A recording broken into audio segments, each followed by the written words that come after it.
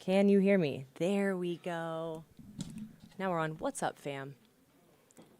It's Monday. Doesn't it feel like a Monday? Sure does. Let me get my preset going here so I don't look orange. There we go. How are y'all doing? I want to introduce you. This is our intern candidate, Evan. Evan's from the University of Georgia. Go Dogs. Can I get a Go Dogs? Go Dogs. That's right. He's here interviewing for our weather position. So I'm just showing him how digital works. And we're going to start with a May preview, okay?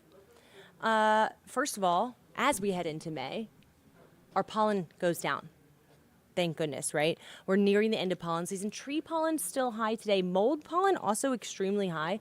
The mold pollen stays high when there's a lot of moisture in the air. And that actually, believe it or not, is the second pollen that causes the most allergy problems. So if you're still experiencing your allergies, it's because tree and mold pollen are still high. Grass pollen, it makes you really itchy if you lay in it. I wouldn't lay in your grass today. Okay, that pollen is at moderate levels.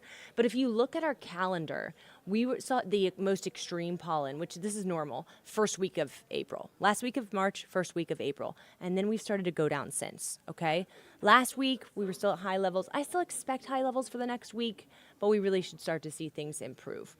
We are about 3/4 of an inch above our average precipitation as we end the month of April, which is good news because we're actually abnormally dry.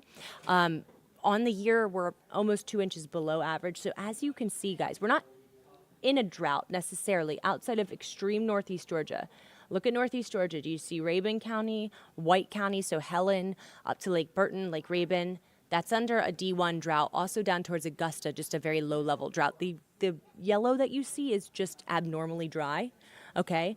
That expanded east, that dryness level since last week. So it was good that we saw the rain on Friday. We picked up about 3/4 of an inch. That should help with the drought. So I just updated the lake levels for you because we are nearing lake season, y'all. Can you believe it? I can. I'm excited for it. The big changes I've seen in the lake level in the last week, Lake Burton's down about another 1/2 foot. It is a man-controlled lake. It's a dam-controlled lake. So they may level that out. Lake Lanier is still a foot above full pool. Allatoona, Oconee at full pool. That's great news. Hartwell's at full pool. Sinclair is down a foot down there towards Milledgeville. Interesting why that was. They were at full pool about a week ago. And then West Point Lake's down 2.5 feet. Overall, none of these levels are concerning to me. This is perfect for the beginning of the summer lake season, if you will. Also, lake temperatures have gotten a lot warmer just in the last 2 weeks, I would say, because we're not seeing those extremely cold mornings anymore. A couple of weeks ago, we were still seeing mornings in the 30s. That's a thing in the past. So we've seen these lake temperatures climb by about 5 to 6 degrees. Lake Burton's still chilly, 63, but like 3 weeks ago, it was sitting at 53. So it has warmed a lot in the last couple of weeks. Lake Lanier at 66 degrees, Sinclair at 67. That doesn't sound cold. If you jumped in that water, mid upper 60s, still kind of cold. It really won't feel good until we're in the mid 70s. But I expect us to reach the 70-degree mark in terms of the water temperatures here in the next couple weeks. So I would say by mid-May, the lake's going to feel great to swim in, okay? And another reason that I think the lakes are going to continue to warm up pretty quickly is because the Climate Prediction Center does have the entire South as unseasonably warm through the month of May. They just issued their temperature outlook this is for the entire month of May. Georgia has a pretty good shot at above normal temperatures. You can see the southern half of the state has a higher chance at above normal temperatures. But usually, I would say in the last 5 Mays, almost every single one has been unseasonably warm. What does that mean? Well, here's your average temperatures. May 1st, our average high is 78 degrees.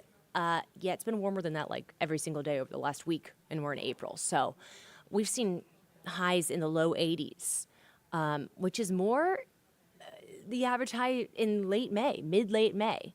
So we're already unseasonably warm, okay? This is the average temperatures, 78 degrees May 1st. By the end of the month, 84. By June 15th, our average high is 87. Our average high tops out at 90 at the end of June, but you guys know we usually see 90 degrees before that, right? First 90-degree day, normally. is May 31st. Okay? The last time we saw 90 degrees in April was 39 years ago. I know that because Rodney was really excited because that's when he was born. He's like, it's been 39 years since we saw 90 degrees in April. We did not get 90 this month. We could definitely see 90 degrees mid to late May, okay? But usually it's not till the end of the month. So we have like, what, 35 more days of decently nice temperatures before that humidity just rocks our world for 4 months, right? Also wanted to mention, we're not at the end of severe weather season yet. I know we always talk about the fact that March and April are the months that we see the most tornadoes. But May, we also see a good amount of tornadoes in Georgia. Okay? So we're not out of the weeds yet. This is the total tornadoes across our entire state from 1950 until now. So this is measuring over the last 70 years. But you can see by far the 3 months with the most are March, April, then May. And then we really don't see many tornadoes in the summer. The reason for that, the jet stream. The jet stream that divides cold and warm air, it moves really far north as the Earth tilts back towards the sun. That jet stream moves north, that takes the severe weather with it. So as we go through summer, severe weather tornadoes specifically migrate north. Like in July, it's like Minnesota and Canada that see the most tornadoes, right?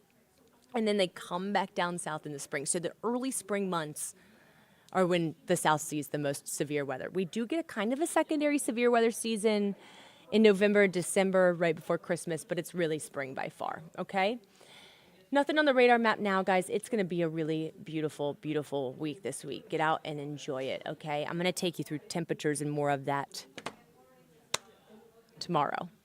V Cool Pool said, hey, hey. What's up?